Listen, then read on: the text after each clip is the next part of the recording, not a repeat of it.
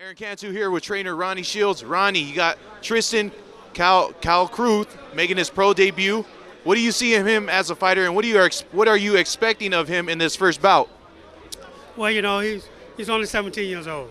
So right now we're just going through the basic stuff right now. We're not trying to do anything out of the ordinary. But this kid is a special kid. And, so we'll see what he look like tomorrow night. And then we'll see, what we have to do to push him toward the second fight. Definitely. Now, I just spoke to him, and he said that you think he might one day become a heavyweight. He's definitely going to be a heavyweight. He's already 6'4", 180 pounds right now. He's a young kid, so he's still growing. He haven't got to his man strength yet either. So he's definitely going to be a heavyweight in the next 2 years. And what are you focusing on with him, in training? Is it just kind of getting the basics down and the fundamentals of boxing? Absolutely, that's all. Just the basic stuff that he already know. But we're just trying to sharpen him up and making sure that, he don't forget the basics. Because as you go up the ladder, the basics is going to play a huge part for his career. For sure. Now, you've been a busy man, Ronnie. Both of your FAs has fought. Let's start with the first one. Apache had one of the most entertaining fights of the year. He was stretched for a few rounds, but he eventually stopped his opponent. What did you make of FA Apache's last performance? I thought he did great, man. It was his first 8-round fight, and he got the knockout. That's what he wanted. But, look, Earl Newman, I've been knowing Earl Newman a long time. A lot of experience, Olympian, so we knew that he was going to be a tough fight. But I just thought Apache was going to be too strong for him, and in the end, it turned out to be just that. And that was a guy that he fought that basically didn't lay down and gave FA some rounds. How do you think that will serve him moving forward, and where do you see Apache in this light heavyweight division, or cruiserweight division? I think Apache can really be a force in the cruiserweight division. Right now, it's all about fighting experienced guys. That's what he's doing. He's 31 years old, so we're about to push him up a little bit more now. And look, within a year, this kid should be fighting for the world title. He's got relentlessness to his game, but you saw once he started getting tagged, he started to move his head a little bit. Is that one thing you're working on? That's one of the main focuses right now, because with his style, he's subject to take punches.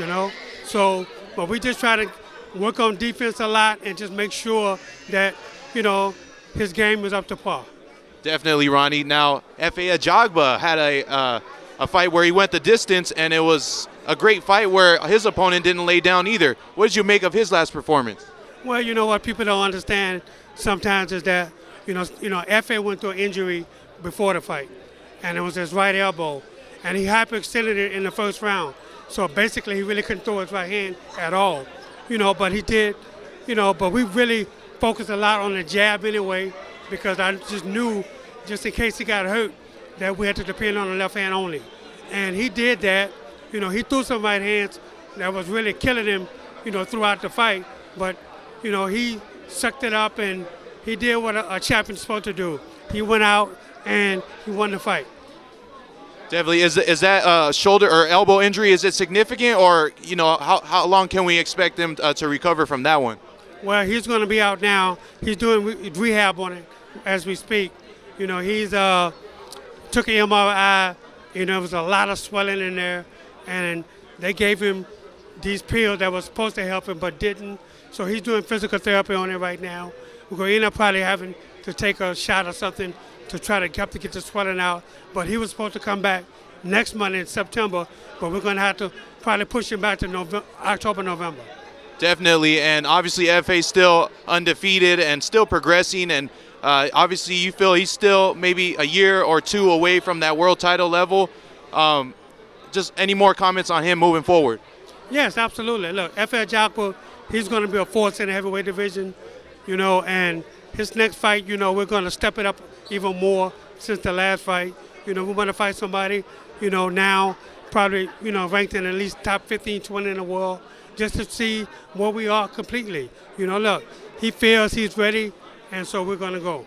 Good deal. Ronnie, what was your immediate reaction to Andy Ruiz beating Anthony Joshua on that June 1st fight? It didn't surprise me.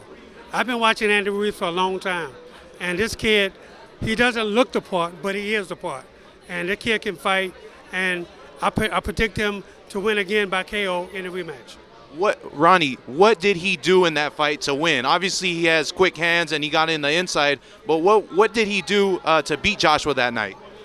Well, I think he stole Joshua's heart when Joshua hit him and dropped him, and he got right back up like nothing happened. And I think that surprised Joshua, and and I really just think that Joshua realizes he can't hurt this guy. Joshua hit him with some good shots, dropped him, but it didn't do anything to him, and he hit Joshua, and Joshua couldn't take it. Definitely. Now, you've trained Spilka against Deontay Wilder. Now, Wilder's slated to fight Luis Ortiz. Do you think Luis Ortiz is going to give him any problems in that rematch? Of course he's going to give him problems. Ortiz is a hard guy to fight, and plus he's a big, strong guy. Look, I think Deontay is going to stop him again, but it's going to be a tough fight like the first one was. Yeah, and we saw Ortiz hurt him in the 7th and had him struggling in the 8th. Do you think Wilder is going to kind of keep his distance and be cautious once again?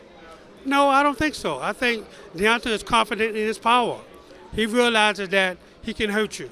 But he has to be smart, though, because he saw in the first fight that he can get hit and get dropped.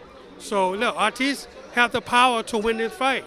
But I think Wilder has to fight smarter than he did the first fight. Is there any possibility of Ortiz, as we saw he was winning rounds in that fight, of him stealing enough rounds and making it go to the scorecards and winning in that fashion? It can happen that way, but I think Deontay is smart enough to know now what he has to do. He has to control the fight early. He can't let Ortiz control the fight like he did the last time.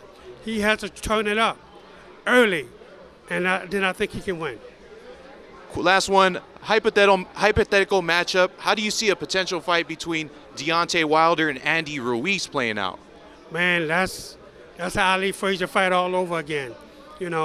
I think it'll be a great fight, and I really, really, truly, right now, I could even pick a winner because both guys are very confident in their abilities, and when you got two guys that's confident like that and two strong punchers, it's hard to pick a winner. It's a great clash of styles because Ruiz is a shorter, stockier, fast hand fighter and basically someone that Deontay really hasn't seen that type of style throughout his career.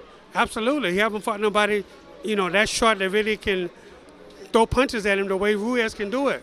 Ruiz has a good jab, he throws great combinations, and he can punch. So you got those three things, and Deontay, he's rangy, but he got a hard punch.